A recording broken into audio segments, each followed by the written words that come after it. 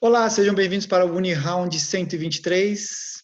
Meu nome é Thiago Miller, eu estou juntamente com a doutora Heloísa, Ananda, Marília, Daiane e Alice, parte do nosso Dream Team da Teleradiologia. A gente trouxe dois casos para a gente discutir juntos aqui, casos que a gente recebeu na Teleradiologia. Para quem não sabe, o Uniround é a discussão de casos da Teleradiologia da Unirádio, onde a gente está aqui para melhorar como pessoas, radiologistas, e também melhorar os nossos laudos, discutindo junto, mais cabeças e mais olhos olhando a radiografia, sem dúvida que a gente chega a conclusões melhores. E esse é um trabalho muito importante dentro de um serviço de teleradiologia ou de qualquer serviço de radiologia, né? Lembrando que esse é um conteúdo exclusivo para médicos veterinários e estudantes de medicina veterinária. Então, se você não é nenhum desses dois, sai fora agora. Se liga aí, acabou, troca o vídeo, sei lá, pula. Não é para você estar aqui. Beleza, gente. Tamo junto. Vamos discutir esses casos aqui, então. Primeiro caso é um canino, sem raça definida, 16 anos, macho, não castrado. Cara, isso é muito raro de ver aqui nos Estados Unidos, não castrado. Acho que é 10% dos casos são intactos. Histórico clínico, dificuldade de locomoção e andar rígido. Discreto aumento de sensibilidade dolorosa em palpação de coluna tóraco-lombar. Suspeita clínica, paciente é encaminhado. É uma excelente suspeita. E também a gente não tem a raça do cachorro aqui, que seria interessante saber, né? Pelo menos o porte, assim. Vamos lá, vamos olhar essa radiografia desse paciente. Incidência lateral. Quem que pegou esse caso? Fui eu. Show! E o que que você tem para dizer para a gente desse caso, doutora Ananda? Nesse caso, que era tóraco-lombar, né? Mas favoreceu bem a incidência lombar e segmento lombar. E a região que me chamou bem a atenção, assim, logo de cara, é essa espondilose, né? Espondilose ventral bem evidente. Só que, além disso, também tem uma diminuição de espaço muito evidente, né? Que não é só aquela diminuição de espaço por contração ou espasticidade muscular, né? Ela é bem acentuada. Uhum. E também, nessa mesma segmento lombar, me chamou a atenção uma sujeirinha no forame de 1, 2, 3, 4, isso. Isso, tem uma sujeirinha aqui. Massa, então ele tem vários achados de discopatia, né? Uhum. Determinar qual é que está causando a hérnia ou protusão, que aqui é difícil, É né? difícil. E aí, avaliando mais dessa radiografia, o que que tu viu aqui? Tu viu mais alguma coisa? Tem a degeneração das cartilagens coxocondrais também, quanto da idade, e uma proliferação óssea também regular no aspecto caudal da cabeça humeral, também um processo degenerativo. É, Ela tá um pouco granulada, essa imagem, né? Às vezes para converter, uhum. fica um pouco assim. E aqui, Mas na VD, nenhuma informação adicional, né? não. Tórax parece que tá ok. Abdômen A silhueta também. hepática e esplênica também. É. Show, concordo, muito bom. E aí vamos ver o que tu escreveu, então, sobre esse caso. Esse aqui é a tua sessão de comentários, então radiografias e incidências ortogonais de coluna tóraco-lombar foram obtidas. Já começou com o principal achado, né? Diminuição Uhum. do espaço intervertebral T12, T13, L4, L5. T12, T13, vamos ver lá. Tem, olha, bem bonito. É verdade, eu também achei ela bem mais diminuída mesmo. Sim, pode ser a causa, né? Inclusive, pela clínica, se eu fosse para É mais postar um, tóraco-lombar, né? se fosse para postar um, eu teria postado nesse, pela clínica, né? Mas Uhum. pode ser qualquer um. E aí você falou da mineralização em forame intervertebral. Eu, eu colocaria uma palavrinha aqui que eu aprendi e gosto de usar, que é foco de, entendeu? Foco, tem um negócio ali de mineralização. Espondilose anquilosante ventrolateral, vértebras L2, L3, espondilose deformante. Isso aqui também é muito de escola, né? Aqui, por exemplo, em Tufts, eles só falam espondilose, eles falam até em multilevel, que quer dizer multissegmento, assim, da coluna com espondilose, ou multifocal. Eu acho que eu dou mais importância para eles, para isso aqui, do que o pessoal daqui, que eu acho que é importante essas espondiloses, né? Aqui é meio que um achado incidental, assim. Alinhamento ósseo preservado, de mais espaço, lógico, depende de cada caso, né? De mais espaços de forames intervertebrais sem sinais, show de bola, processos articulares ok, costelas ok, corpos vertebrais, tecido mole paravertebral sem alterações. Maravilha. Aí, tu vai para a tua impressão. Uma coisa que eu costumo fazer, mesmo sendo uma incidência para a coluna, eu falo do resto também, tá? Então, eu colocaria aqui abdômen.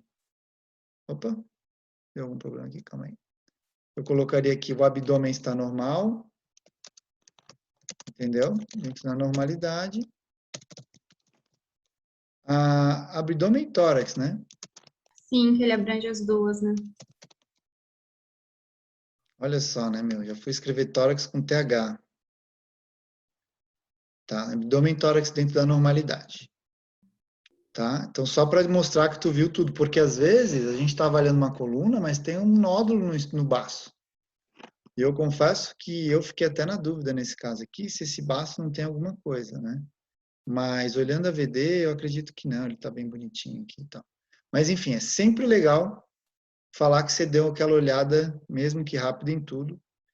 E se quiser forçar a barra também, dá para falar que tem um entesiofitozinho aqui nessa cabeça humeral. Mas também é um achado super incidental, não faz diferença nenhuma para o paciente agora. Beleza? Show de bola. Aí vamos falar sobre a tua impressão. Discreta mineralização em forame intervertebral L3 e L4, diminuição do espaço intervertebral são sugestivos de escopatia. Show. Diminuição do espaço intervertebral também pode estar associado com espasticidade muscular. Tá. Agora eu quero a opinião da Nanda. Tu acha que essa diminuição do espaço tem relação com a espasticidade muscular ou não? A T12, T13, não. Eu quis ser mais. Eu ia falar do que Política, tinha. diplomata. Mas Tá. não tem, porque é Eu muito, sei. né? Eu sei porque eu já fiz isso também. Tipo assim, ó, pode ser isso, mas também pode ser isso. Só que eu não acredito que seja naquilo. É. E a tua impressão diagnóstica, tá tudo bem em alguns casos a gente fazer isso. Por isso que eu te perguntei, porque se tu achasse realmente que tinha associação com a espasticidade muscular, eu não vejo problema em deixar aqui. Uhum. Mas eu acho que tu não acredita nisso. Não, Então tu tira. foi mais, Porque é a tua opinião que tá ali, né? E isso é muito legal, porque a gente sempre fala das possibilidades, né? A gente respeita, às vezes, a limitação do exame e tal, mas a gente sabe que, às vezes, putz, nesse caso aqui, eu não acredito nisso. Eu acho que realmente é um achado verdadeiro. Uhum. E eu acho que é um achado verdadeiro também, né? Então, por isso que eu falo, não vamos colocar espasticidade ali, porque eu acho que, nesse caso, eu acho que não é. E é muito disso, é a opinião. A tua impressão tem a tua opinião ali, né? O que Sim. que tu acha? Não, acho que faz sentido. Eu acho que eu quis ser bem política mesmo. Eu acho que até, sabe, que ela dá aquela segurança, sabe? De Sim, não, sim. porque às vezes, muitas vezes, não é no local que está causando a compressão também, né? É. Então tem isso, só que eu acho que no final eu coloco também, né, que não, pela raio-x não dá para saber qual que é o local que tá causando, que é o problema, né? Ótimo. Então, acho que daria para tirar isso mesmo. É, show de bola. Uhum. É isso aí mesmo. Deixa eu botar aqui. E aí tu falou espondilose anquilosante ventrolateral entre vértebras. Também indica o processo degenerativo, que pode ou não estar associado, né, a esse processo de discopatia. E aí você conclui que o exame radiográfico simples da coluna vertebral tem baixa acurácia na identificação de sítio de descompressão medular. Por isso, a realização de exames avançados de imagem, como tomografia computadorizada e ressonância magnética, é recomendado. Show de bola. É isso aí, né? Uhum. Agora, vamos lá. Qual que é a clínica do paciente? dificuldade de locomoção e andar rígido. Certo? Certo. Se a gente vai para um médico hoje com dificuldade de locomoção e andar rígido, ele vai dar um anti-inflamatório para a gente, talvez fazer um raio-x, como foi feito, mas a gente não vai ser submetido direto para tomo ou ressonância. Eu não estou falando que é errado a gente sugerir, né? Mas a gente sempre tem que ponderar a nossa sugestão. Então, nesse caso, eu concordo contigo que a tomografia vai ajudar muito, a ressonância vai ajudar muito. Eu só não sei se é na hora certa ainda. Né? Eu não sei qual é o momento que ele tem que ser submetido para isso. Porque, às vezes, com uma terapia medicamentosa, esse paciente ele fica zero bala. Né? Então, às vezes, um conjunto de palavrinhas que a gente pode colocar, e eu não sei se nesse exame precisa, eu só estou colocando aqui para deixar isso no radar de vocês. Né? Então, por exemplo, paciente, tu explicou muito bem aqui, né? E aí tu, por exemplo, tu poderia colocar assim, ó, caso o paciente não responda ao tratamento médico, medicamentoso, a tomografia, a realização de exames avançados pode ser considerada. E por que pode ser considerada? Porque quando eu falo é recomendada, eu falo assim, cara, se tu não fizer isso, tu pode ser processado por não fazer isso. Então, nesse caso, eu não sinto isso. Eu sinto que ele não, tipo, é muito subjetivo, né? E esse andar rígido, às vezes, pode ser até um problema na cervical, não sei. Pode ser. Eu não sei se às vezes avaliaram o membro torácico também. Tá? Mas, enfim. Então, eu não julgo que, nesse caso, é imprescindível que ele faça o exame de imagem avançado. Porque o paciente ele não está tetraparético ou paraparético, por exemplo, que é onde a gente conseguiria ver. Então, eu falo, pode ser considerada, é sugerida. E eu uso o termo é recomendada quando, por exemplo, ele tem que fazer. Esse é o teu próximo passo, e se tu não fizer isso, tu vai ser processado e a culpa não vai ser minha. Mais ou menos assim, entendeu? É uma forma simples de explicar. Por exemplo, o paciente tem uma torção gástrica e eu falo que a cirurgia é recomendada, a cirurgia é o próximo passo.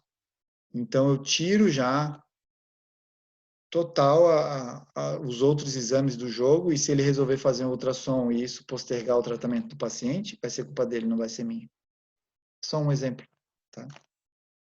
Mas isso também é opinião, tá? É só, assim, a forma como descreveu está totalmente certa, está de acordo. Eu só estou trazendo outras formas também de levantar essas questões aí no laudo para vocês.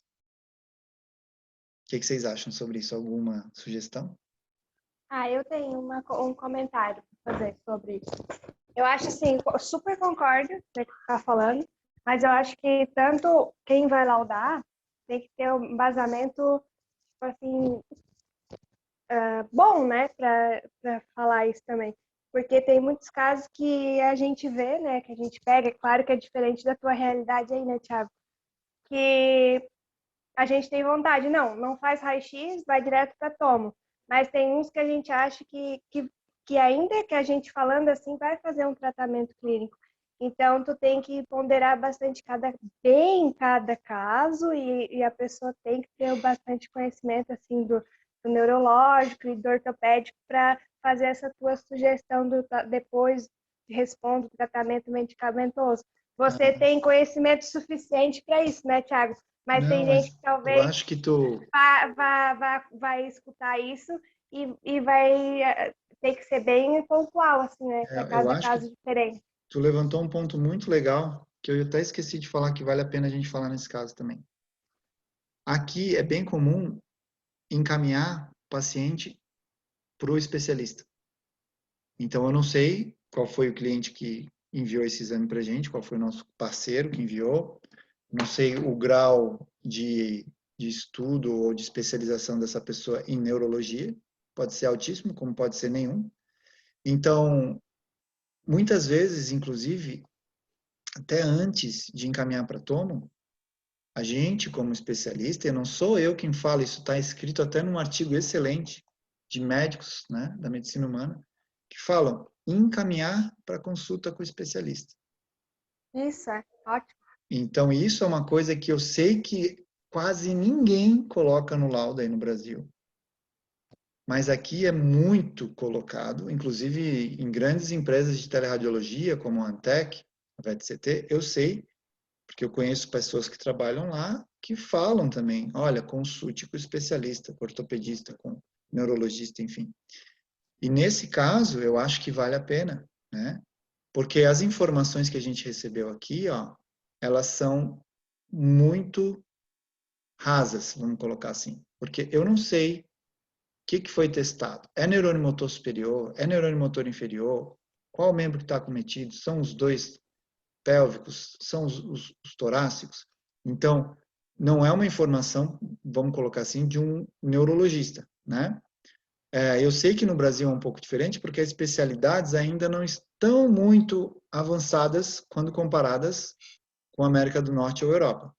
Mas, em alguns casos, e a gente tem que ver também com a aceitação de alguns dos nossos parceiros a isso, a gente pode sim encaminhar para um especialista.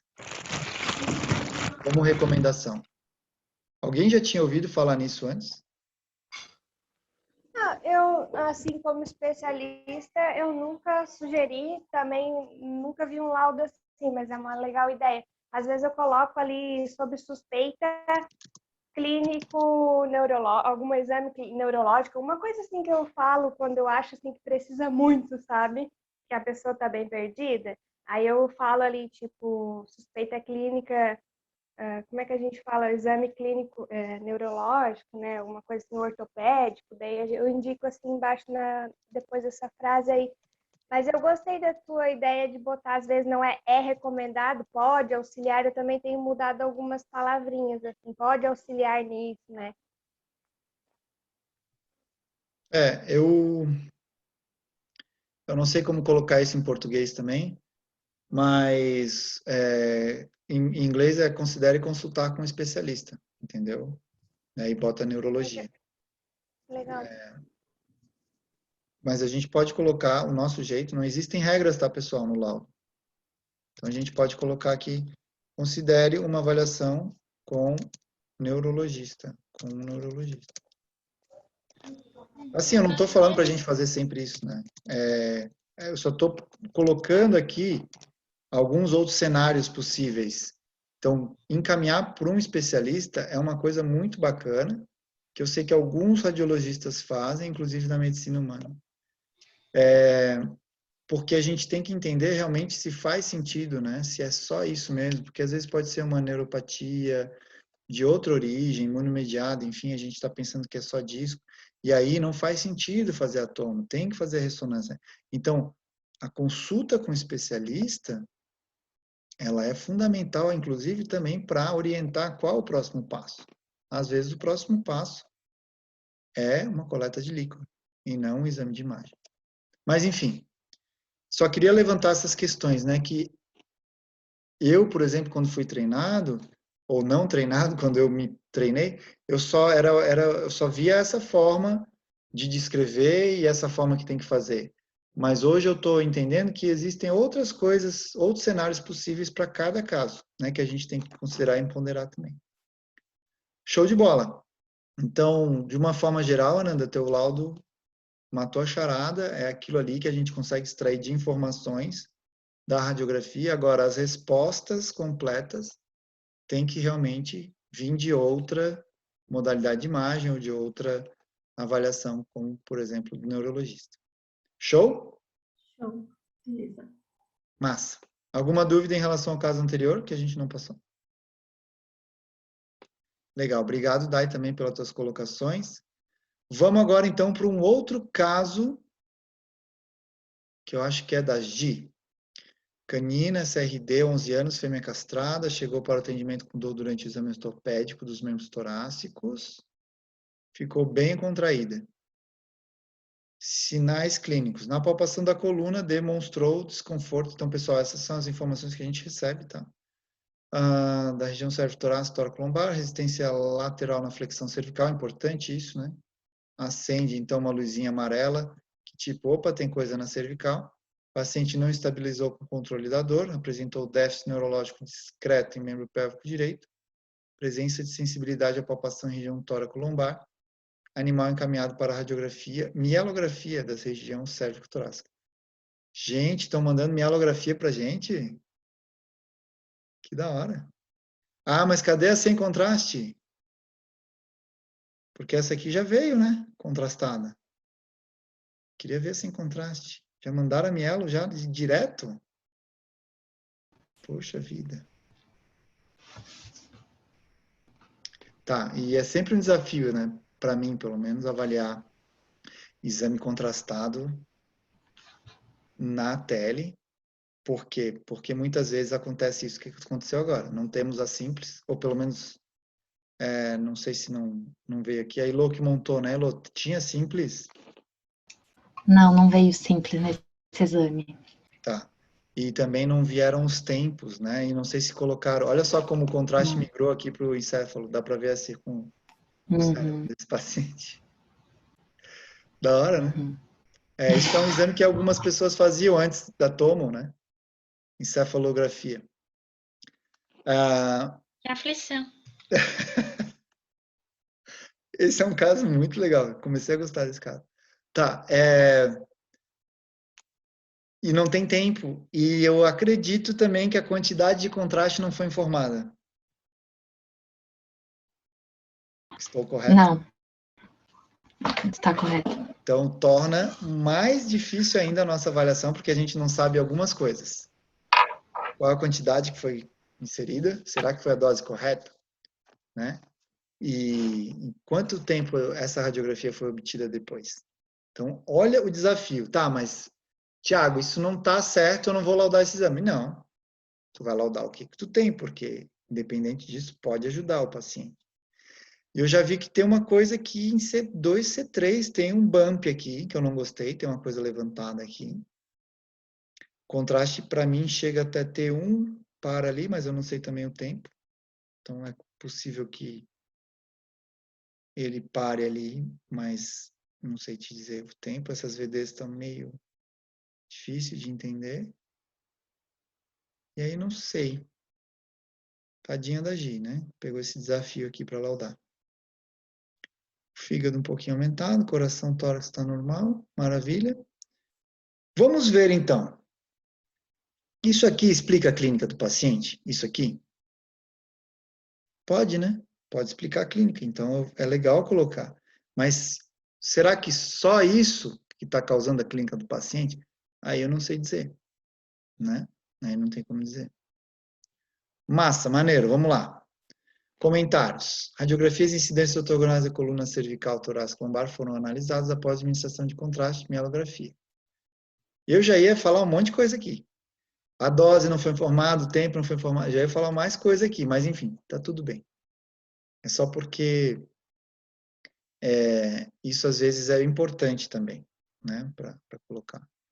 Então, coluna cervical, a Gi falou coluna de contraste dorsal até T1, então a gente vê até ali, C2, C3 tem desvio dorsal, maravilha. Brando desvio dorsal em C4, C3, C4, C4, C5, pouca definição da coluna de contraste em C5, C6, não há evidência de desvios laterais, beleza. Coluna torácica lombar, a gente não viu nenhuma outra alteração, pouca definição da coluna de contraste, espondiloses incipientes, intesofitose na cabeça do úmero, pacificação pulmonar broncointersticial difusa, importante aumento das dimensões hepáticas e esplênicas. Não sei se está tão importante assim, mas tudo bem. E a impressão diagnóstica é um desvio dorsal da coluna de contraste C2, C3, C4, C5, C3 a C5 e baixa definição entre C5 e C6 podem estar associadas a discopatias com protusão ou extrusão de disco. artefato de técnico posicionamento não pode ser descartado. Importante hepatoesplenomegalia, trata-se de um achado inespecífico. Pacificação pulmonar broncointersticial pode estar associada a broncopatia inespecífica. Doença articular degenerativa. Tomografia computadorizada e ressonância magnética são sugeridas para avaliação discal e medular mais acurada. Eu colocaria aqui para avaliação a compressão medular. Ultrassonografia abdominal é indicada para avaliação hepática e esplênica, assim como a radiografia torácica para avaliação pulmonar. Então, bastante informação, né? É super discutível esse caso aqui, porque a mielografia, ela tem uma acurácia alta para detectar aonde que está a compressão. Ela não diz o que está comprimindo, mas ela diz onde está a compressão. E a pessoa fez essa mielografia, só que assim, para mim, ela não está totalmente conclusiva. Eu não sei vocês, o que vocês acham?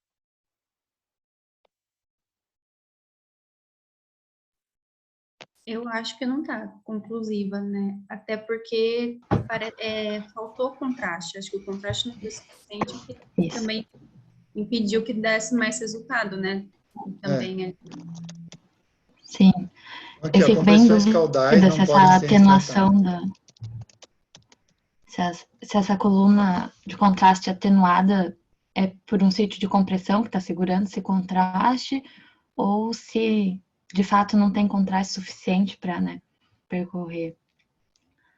E ali, vendo ainda mais as circunvoluções marcadas, eu penso que talvez colocaram bastante, mas ele, né, não progrediu para a coluna. Sim, é super, né, difícil de matar a charada, né? Ainda mais num estudo que foi feito sem a adequada identificação, e a gente também não sabe a dose, mas enfim. Gente, isso acontece em vários locais, eu conheço várias empresas, vários teleradiologistas que também recebem, às vezes, exames, vamos colocar assim, incompletos, né? E isso acontece, pode acontecer, a gente não sabe às vezes o que aconteceu lá na clínica, às vezes o paciente começou a passar mal, eles tiveram que encerrar o exame antes da hora, enfim, né? Vários cenários podem acontecer e a gente tem que entregar o melhor com o que a gente recebe, e nem sempre que a gente recebe, a gente consegue também dar as melhores respostas, mas enfim. Eu acho que essa resposta tá legal, a gente só tem que colocar assim, ó, a gente não sabe se isso fecha com a clínica desse paciente. Então, esses achados, a gente pode colocar isso, esses achados podem explicar parcialmente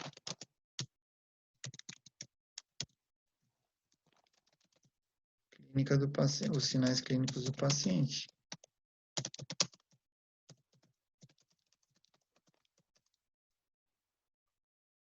A presença de artefatos de técnica. E eu acho que, assim, os C4 e C5, eles não são compressivos, né? Deixa eu ver aqui. Eu não acho que esses aqui são muito compressivos, mas tudo bem, eles dão um bump aqui, só talvez uma protusãozinha ali e tal. Mas super difícil mesmo esse exame aqui. Eu não sei se a gente chegou a ter algum feedback desse paciente. Alguém sabe? Não. Tá. Vale a pena a gente ir atrás depois e saber o que aconteceu. Porque realmente a mielografia não está incompleta, a meu ver, porque o contraste não progrediu ali depois. Então a gente não sabe, né? Então, a gente pode colocar aqui também, este é um estudo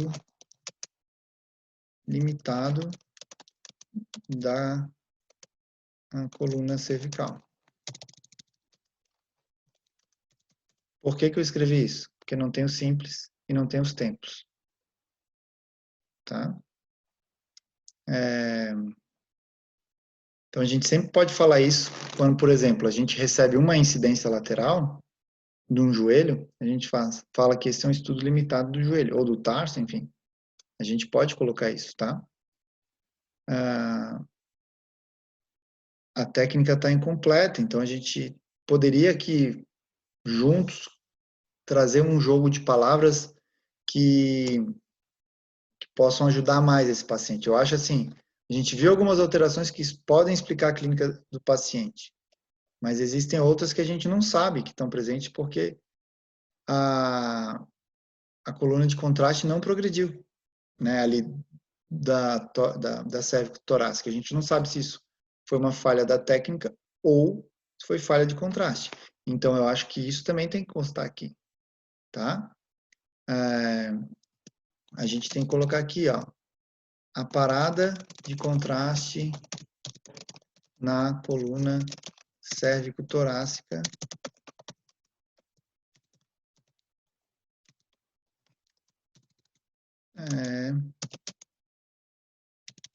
indica uma possível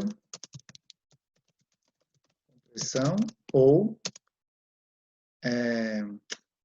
pequeno volume de contraste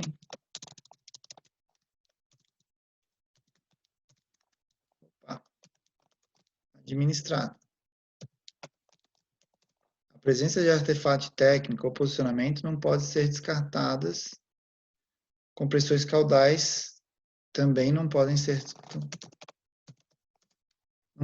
descartadas. Entendeu? Isso aqui pode tirar. Eu acho que tem que passar essa informação. Entendeu? Olha, eu não estou vendo nada além daquilo, eu não sei se foi pouco volume de contraste ou se realmente tem uma compressão ali que não deixa passar nada. Entendeu? Então, eu acho que é uma carta mesmo para a pessoa, tipo, escrevendo o que tu achou desse exame. Maravilha? O que vocês acham, gente?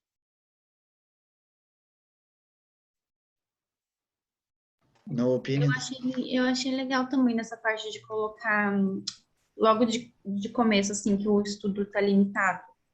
Porque também já justifica o porquê também da gente estar indicando próximo um outro exame também, né? De tomografia, por exemplo, já que não fechou. E assim, é muito comum discos cervicais serem lateralizados. E aqui a gente não tem as oblíquas que aumentam a acurácia da lateralização. Então, assim, tá limitado. E aí a gente tem um artigo muito bom, né, de um professor aqui que não sabe nada de coluna. O que ele sabe de coluna, né? O Ronaldo Casemiro.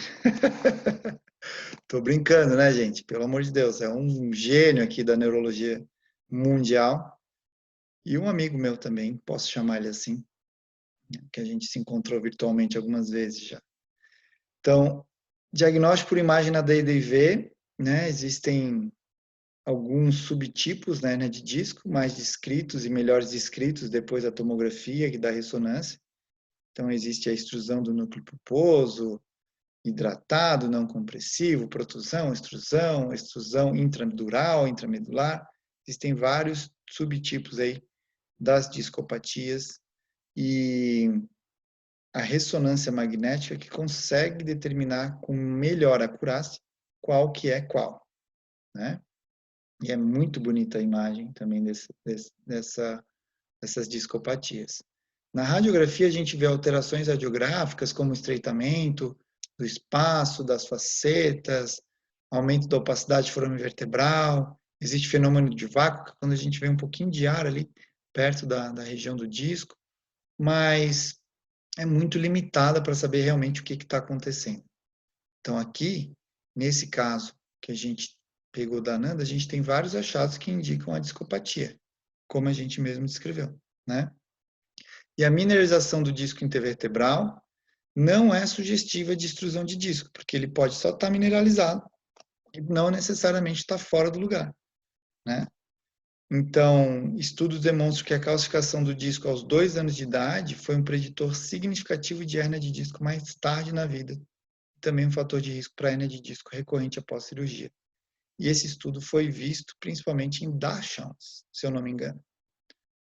E a mielografia na extrusão discal, ela precisa ser feita principalmente umas radiografias oblíquas e VD, as lendas laterais, para conseguir determinar a lateralidade da lesão. E a acurácia diagnóstica da mielografia para diagnóstico local é de 72% a 99%, quando a gente tem todas essas incidências. Por isso também que é um estudo limitado. E aí, os achados na extrusão discal são a compressão extradural, né, ou seja, que desloca a coluna de contraste. Há um afinamento e desvio das colunas de contraste, né, que vai, então, caracterizar essa compressão medular. Beleza? Então, disco é complicado, né? Pode ter vários subtipos e a imagem nem sempre vai conseguir determinar o grau de compressão, onde está comprimindo. E aí o radiologista tem que se virar muito bem com isso aí. E os exames avançados que ajudam bastante, principalmente a ressonância. Show, time! É nóis? Ótimo. 2 casos de coluna bem interessantes, por mais rotineiros que sejam, levantam uma boa discussão, né? Fala a verdade. Mas parabéns para a Nanda, para a Gi, por ter compilado esses laudos, achei bem legal. Com certeza ajudaram os pacientes e os clínicos a entender mais sobre o caso. E é isso aí. Gente, para quem está aqui com a gente até agora nos assistindo, prazer estar com vocês, espero que vocês tenham gostado desses casos. Mandem as suas sugestões, dúvidas, críticas, elogios para a gente, vai ser um prazer conversar com você por meio dos comentários. Um abraço. Tchau, Ananda, Elô, Dai, Alice e Marília. Até a próxima. Até É isso aí. mais. Tchau, tchau.